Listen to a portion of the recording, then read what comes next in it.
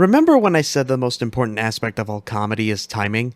Man, did I choose a funny time to come back.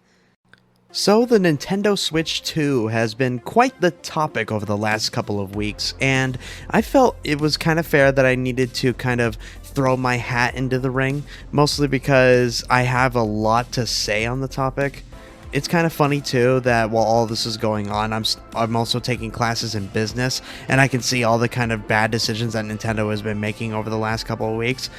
And I do want to preface this when I do say that I don't necessarily hate Nintendo. I want to get that out of the gate, just nip it in the bud, mostly because I do think that they are the last bastion of visionaries in the AAA gaming industry, which is why the decisions that they've made the last couple of weeks make it all the more frustrating. You know what I'm saying? So I kind of want to just have a little discussion about it, because trust me, it was kind of difficult to want to think about exactly how I wanted to approach this. For a little bit, I almost didn't want to make a Nintendo Switch 2 video, mostly because with all the information that's been going out about, I kind of was hesitant on doing so. But considering a lot of my close friends have already done videos on the console, it's only fair that I kind of just did the same thing as well. And I want to preface this as well, is that this is just based off the information that we have right now. And a lot of this could potentially change more into the future. And if those do change, do let me know in the comments, because I do want to be as fair about this console as possible, despite the lashing that I'm going to be giving Nintendo later down in this video. So I kind of don't want to take up too much of your time, so let's go ahead and dive right into the conversation of the Nintendo Switch 2. So the first thing that I do want to talk about is the actual positives of the console, because contrary to popular belief, there are aspects of this console that was initially excited for. First off, the console itself seems like a massive improvement in general over the Switch 1. Now, the Switch 1 isn't necessarily a console that I played a shit ton, but I could tell the serious improvements that the Switch 2 was going to have. The dock being able to support 4K 60 and the handheld being able to support 1080p 120 is one massive draw for me, considering that a lot of Switch games nowadays run so outdatedly compared to their competition that it only seemed fair that Nintendo decided to go focus more on the hardware itself, as opposed to just strictly the software. The Joy-Con seems like a massive improvement. They're more magnetized this time around, as opposed to just being clip-ons, as far as I remember when it comes to the Switch 1. Like I said, I didn't play much of the Switch 1, so I can't really say on that topic, but the new Joy-Cons are really cool, especially with the new mouse controls. The mouse controls looks like it's going to be really fun to work with, especially when it comes to developing games for the Switch 2. Man, I could just imagine a Star Fox game with those kind of controls. That actually would be pretty fun. Get on that, Nintendo. The first party lineup looks really good. Mario Kart World looks like a really good flagship launch game for the console. Donkey Kong Bonanza looks like it's going to be the Mario Odyssey of Donkey Kong, which is always going to be exciting. Kirby Air Riders is coming back, which is really cool. And From Software, to my surprise, is doing a Nintendo Switch 2 exclusive called the Duskbloods, which is basically not Bloodborne. I mean, that's basically what it is. When you look at the trailer, instantly a lot of people thought it was Bloodborne. Which, by the way, I do not like that the Duskbloods is basically a Switch 2 exclusive, but again, that's just me not liking exclusivity in general. One thing I definitely do want to point out is that the third-party support is amazing. Right off the bat, they kind of showcase exactly what kind of games, third-party wise, are going to be expected on the Switch 2. And man, did they show a huge chunk of these kind of games, including games like Deltarune, Yakuza 0, Elden Ring, Hogwarts Legacy, Street Fighter 6, Split Fiction, Hades 2, Cyberpunk 2077, and Final Fantasy 7 Remake. A lot of this just is definitely going to draw more people to the console, considering the amount of improvements that it looks like they're making to the console, so this is definitely a plus in regards to previous generations when the third-party support wasn't really all there, especially during the Wii U days. Trust me, it was not a fantastic time. Now, the price of the Switch 2 itself, I'm gonna say it's fine, I guess. It's not the price that I necessarily would pay for. I honestly would have preferred if it was like 350 or 400 at the most, and then have the Switch 1 be more discounted as opposed to it, but it's not something I'm gonna like lose sleep over. So overall, just from the Direct alone, the Switch 2 looked like it was just gonna be a slam dunk. That was until Nintendo afterwards decided to open their mouths. So the first thing I definitely want to bring up is the whole game chat thing that they're trying to do here, which honestly, let's be real here, it's literally just we got Discord at home, and it looks terrible at that. I have no idea what they were thinking with this, especially when we talk about how it's tied to a subscription service, but we'll get to that. Game chat overall just looks not very good, especially when they showcased it about it looks like 5 frames per second, which is just wow.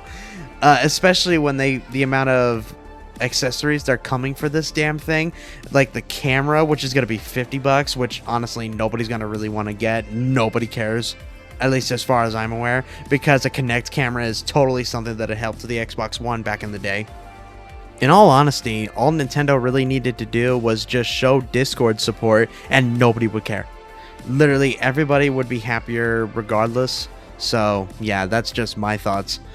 But that's not when I started to get frustrated with Nintendo. This was when I started to get frustrated with Nintendo. You think this is funny? In a cosmic sort of way, yes. Well, Mr. Funny Man, is this how you get your sick kicks? What? It's just an ordinary Krabby. Oh my goodness!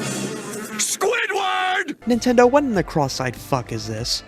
Like, are you kidding me right now? Are you mentally out of your gourd right now?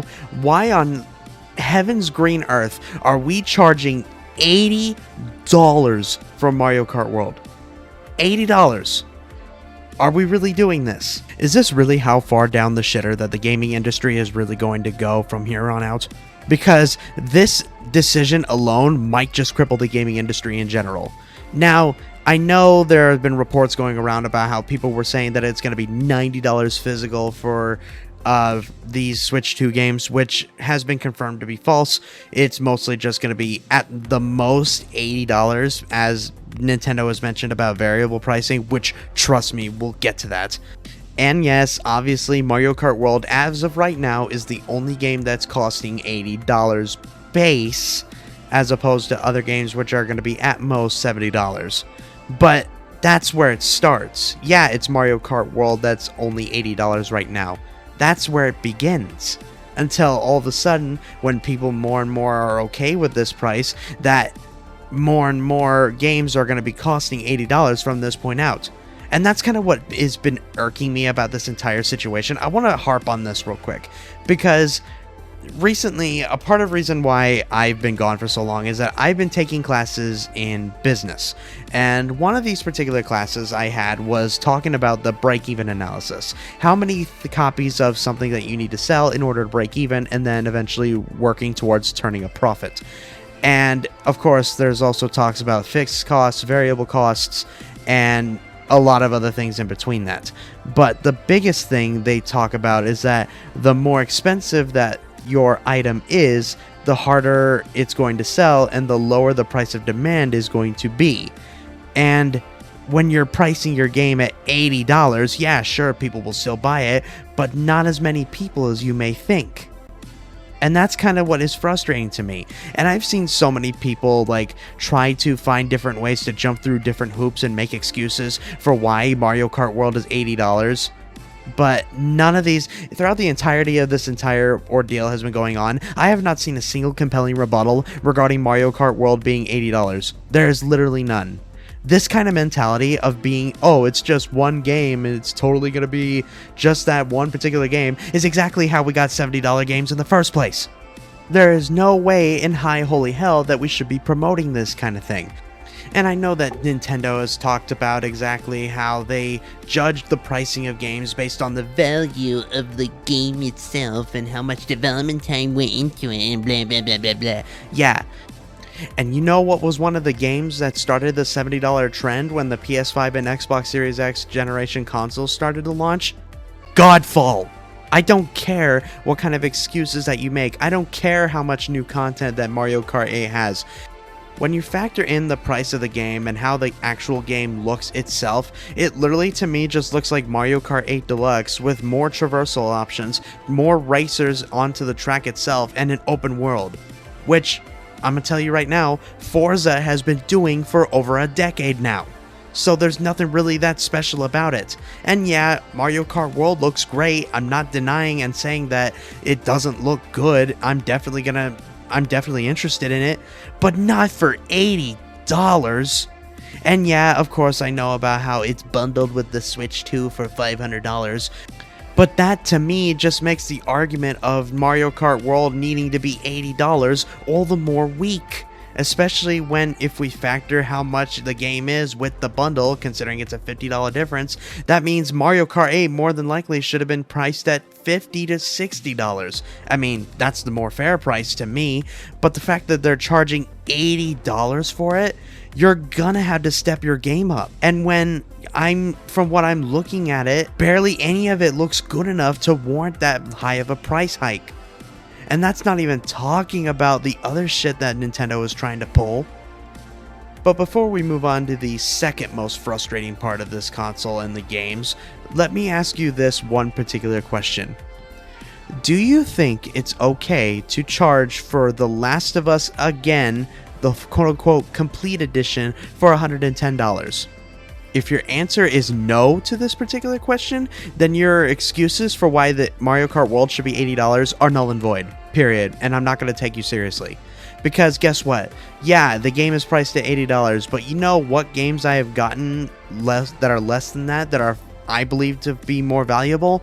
Look Outside, Kill Knight, Repo, Dusk, Terminator Resistance, Schedule 1, Faith the Unholy Trinity, Dollmare, Shadow Man Remastered. All these games I recently have been playing on Steam that I just found more value for far less of a price. There's no reason for any of this. But that's enough of my ramblings regarding the pricing. Let's go ahead and talk about the upgrade packs, shall we? Which, honestly, when you're doing upgrades for a console to a more next-gen one, upgrade packs isn't something that should be worth talking about. But apparently to Nintendo, it is. And that's kind of what makes it even more annoying. But whatever, let's get into it. So from what it looks like, certain games are going to be free for a next gen upgrade, but then some of them are going to be $10 and then some of them are going to be $20. My thing is, these should be free regardless. I don't care how much of an upgrade it's going to be. I don't care how many new additions that they're going to add to the game. I don't care what they add into it that makes it somehow justifiable. Sony keeps doing this and they put in jack shit. So I don't see the excuses being that viable here, especially when you consider in the competition with Xbox, where they're able to give next-gen upgrades and FPS boosts on backwards compatible games quietly for free. So there's no reason for the upgrade packs to exist. It's just another way for Nintendo to completely just nickel and dime you, and I hate it. And that's not even talking about Nintendo just basically confirming that there's going to be a near erasure of physical media, but we'll get into that with the game key cards. For a little bit now, we weren't exactly sure about exactly how these were going to work, but I did find a specific screenshot that kind of helps explain exactly what these things are and what they do. So, okay. So we have the standard game cards, of course, which is full game on the card, which is completely normal, right? And then, of course, there's the standard game key cards that says it's a physical card, but it requires a download, which, whatever. And then, of course, there's Switch 1 games that have full downloads, which makes sense. These Switch 1 releases were just empty cases that included download codes, which, again, leads to kind of the big problem with these things, but we'll keep going. The Switch 2 game key cards will allow the resale and sharing of downloadable games, because the game key card isn't tied to a system and simply just kind of unlocks the game, which is kind of the only benefit to this thing, but the negatives outweigh the positives for me. For example, one particular thing that console gaming has had over PC gaming in general was the ability to actually own your physical media. This is something that consoles had an advantage for a long time now. And with these game key cards and the concept that it requires a download code, you're still technically just getting a empty case that requires a download, it sounds like. And this just essentially rubs me the wrong way, because it honestly makes the argument for why games are higher than a $70 or $80 all the more weak as well. Because you're essentially paying more for less, it feels like. Because now with the games being specifically game key cards, that means you're having to pay more for less that's actually on the box. And what's actually kind of malicious about these game key cards is kind of how there's really no winning scenario when it comes to these things. Because if, say, people were to buy these, then chances are Nintendo is just going to continue to do more of these game key cards and do it with more of their games. But then if nobody buys these game key cards, then everybody's just going to be like, well, I guess nobody's going to want to do physical copies anymore, so all digital it is. And you basically now completely forced yourself into the digital future, which is something that Nintendo hasn't been really good at, was that they were able to give you more control of the things that you paid for, because what you bought physically is yours. And now they're seemingly just completely ditching that altogether with these game key cards. And that's what's so frustrating, and that's what makes the pricing of their games all the more annoying too. And before anybody goes around and tries to make an excuse about how, like, oh, digital games are priced that way because of the tariffs. I'm not going to get much into the topic of the tariffs, but one thing I do know is that the tariffs do not count against digital goods. A large majority of the games that are out there right now are digital, and therefore can be manufactured infinitely at no additional cost to the developer. So anybody trying to use that excuse can shut up. It's not a good defense, and you're not going to be able to use that as a shield, because it's easier to defend a corporation that way. And what gets me so annoyed about this entire debacle is just the amount of people that consistently defended this. I have no idea why these people are doing this, other than the fact that Nintendo is an IP or a brand that they grew up with over the years, and because of this they feel the need to. But even then, I still don't buy that. I honestly think it's just whatever it is, people are just going to be complacent about it, which is something that the industry has been for quite some time now. And honestly, what's upsetting is that it does work, that nobody's going to really care about all of this because they'll still go and buy it. And it annoys me because I don't want to give money to that idea. The idea that, oh, because it's an lovable brand that we've had grown up with for so long, that we're too conditioned and complacent to break away when they're trying to take advantage of you like the other companies do.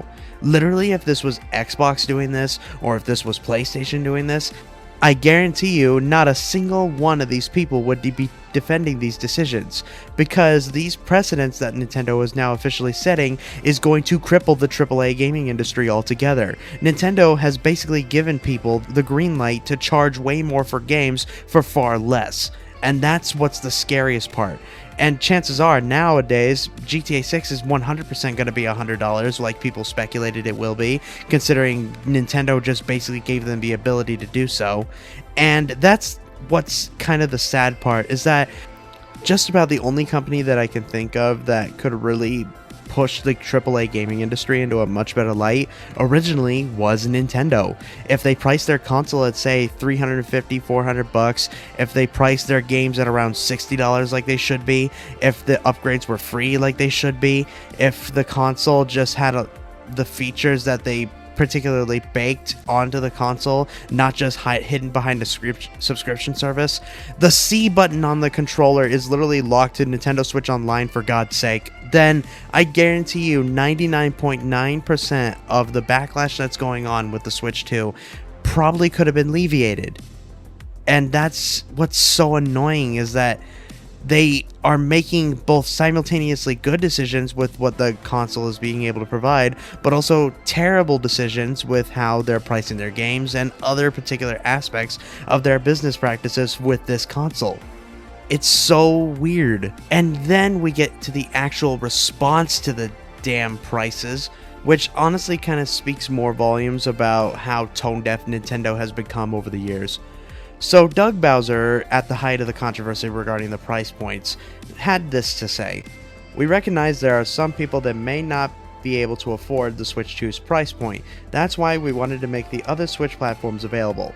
While yes, this is 100% true, and Nintendo has been preferably good about that, but I can't help but feel but this is just a nicer version of what Don Metric said about the Xbox One. I can't help but feel that, and it just... what bothers me so much about it is how tone deaf it is. Like, are you kidding me? The amount of people that are bitching about this price, myself included, to the point where when they did the Nintendo Treehouse event, they kept constantly bombarding the chat with drop the price requests. And your response is to say something like that? I don't know. It doesn't rub me the right way, and I don't know why they chose to respond this. I'd rather have them not respond at all and wait for the console to launch than anything else. And then, of course, more reports came in about how Nintendo is going to have a Switch 2 Breath of the Wild, which is going to be $90 with the DLC, which, again, do I even need to explain why that's a bad thing? I mean, really? It's an almost a decade-old game, and you're still charging full price for it? And, of course, Nintendo games don't normally go down in price, so we all know that that's not going to happen over time, especially with the Switch 2. And all of it just... that, and coupled with many other issues, like, say, the Switch 2 potentially could have stick drift problems, now that they confirmed that it doesn't have a Hall effect sensors feature onto the Joy-Cons. And I just don't have interest with the Nintendo Switch 2 right now. I really wanted to get excited for this console. I remember me and my best friend, we would talk about it all the time, and what kind of potential that they could have done with this console. And while yes, a lot of the games look really good, Donkey Kong Bonanza and Metroid Prime 4, for example, look great. Mario Kart World, as I mentioned before, looks really good too, just not worth $80. It just really upsets me how far that Nintendo has gone to just justify their own greed, while their fanboys continue to just eat up everything they do. And yeah, and I'm sure more information is just gonna keep coming up over time, but that's kind of just what I had to say on the matter, you know?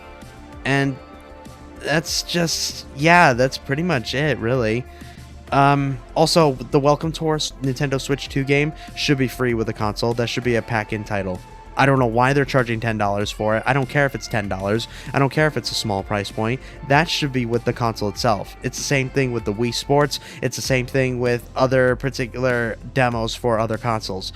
I mean, when the PS5 came out, they announced Astro Playroom, and that was completely free with the console. So I don't know why they're not doing this with the Switch 2. And it also kind of just annoys me too, is that Nintendo is in no right to be charging this much for anything, if I'm being honest with you, with how many times that they've been decades behind the competition, especially PC, PlayStation, and Xbox, in terms of the hardware themselves, which, again, I'm gonna commend because, well, Nintendo has always been gameplay first and not graphics or technical performance first. That I'll always commend, but at some point, you gotta be able to compete with these consoles, at least in my opinion. And when you factor all in that together, yeah, while the Switch 2 looks like a big upgrade, I'll just stick to my PC or my Xbox that I have right now. I don't need a Switch 2 to further my gaming needs. I don't need that. And that's kind of the more annoying thing, is that with how ballsy that Nintendo is being right now, it feels as though that they feel either is that if it's justified to price their games and console this much, but it's not. And it's kind of weird and disgusting how they're doing this, but whatever. Until then, just... it frustrates me. Over time, I was kind of torn on how I was gonna go and approach this console, but nowadays, I kind of just am gonna wait. I don't need the Switch 2 to benefit my gaming life. And maybe I'll get it later over time, we'll see. But right now, I kind of have no interest to do so. But hopefully, somebody over there wakes the hell up and just listens to their customers, I guess. I don't know. Until then, just... it is what it is, I guess. Anyways, that's kind of all I have for this video. But before I do go, I do want to give a little bit of an update. I know I've been gone for basically 2 months, and I do vehemently apologize for that, but that's mostly because a large majority of what's been going on in my life has been kind of suffocating my ability to make my content the way I want to. I still have videos planned in the works. I still have content that I do want to make, especially with a certain game that's coming out next week that I'm very excited for, but I kind of just do want to give somewhat of an explanation to why I've been gone. Recently, I have been taking classes in order to build up towards my degree and be able to build something up in the business world. And so a lot of that has been taking much of my time, as well as working a full-time job, going to the gym, as well as other things. I haven't been really able to focus on making content much. And honestly, it's also because I've kind of just been in a content rut and I just needed a little bit of a break. And which, again, I do want to apologize for that. And I can say that I'm back now, and I'm definitely going to be making more content for you guys. I just kind of wanted to get this video out because it is an important conversation to be had. And the last thing I guess I can add on to all of this is that I'm not going to tell you what you can and can't do with your money, right? That's not what I'm here for. I'm just trying to vent out my frustrations about a console that I was originally excited for, but now I'm not, you know?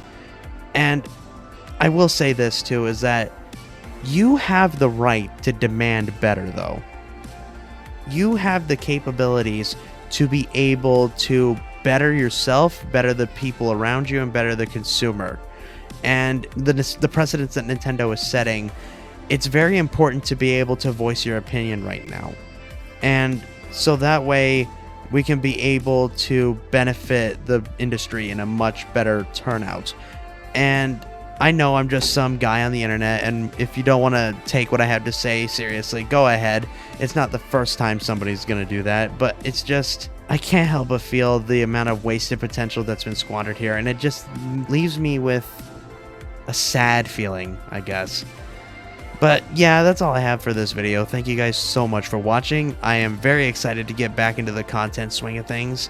So, if you'd like to see more of this kind of content, subscribe to the channel. I am very excited for what I have planned, and I shall see you all next time.